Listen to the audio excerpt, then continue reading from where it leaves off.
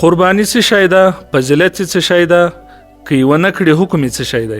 ځواب: قرباني یو مهم عبادت ته چې د اسلام د شعایرو څخه ده. د جاهلیت په زمانه کې هم دا عبادت ګڼل کېده، خو د بتانو په نوم به قرباني کېده. تر اوسه په نورو مذهبونو کې دا یو دود او رواج په توګه سره ادا کیږي، یا د بتانو په نوم یا د حضرت عیسی علیه السلام په نامه قرباني کیږي. الله جل جلاله په سورت کوثر کې نبی کریم صلی الله علیه وسلم ته حکم کوي چې لکه څرنګه چې لمونځ د الله جل جلاله څخه ما سوا د بل چا لپاره نشي کېدی، نو قرباني هم باید د الله جل جلاله په مقدس نامه وشي. نبی کریم صلی الله علیه وسلم 10 کاله په مدینه منوره کې اوسېده. هر کال به اختر کاو. د دې څخه معلومه شوه چې قرباني یوازې د مکې معظمې سره تړاو نه لري، بلکې په هر ځای کې په هر ښار کې د شرایطو د پوره کېدو وروسته واجب ده.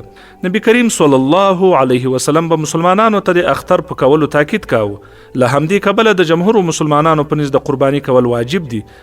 ام المؤمنین حضرت عایشه صدیقه رضی الله عنها وایي چې رسول الله صلی الله علیه وسلم فرمایلی دي: الله جل جلاله ته د لوی اختر په ورځ تر اختري کولو بل لوی او خوښ عبادت نشته.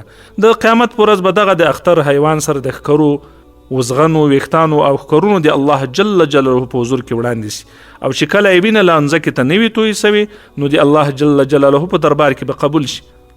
نو ای د الله جل جلاله بندگانو، تاسو خپل ځانونه په اختر خوشاله کړئ. د اختر نه کولو سزا.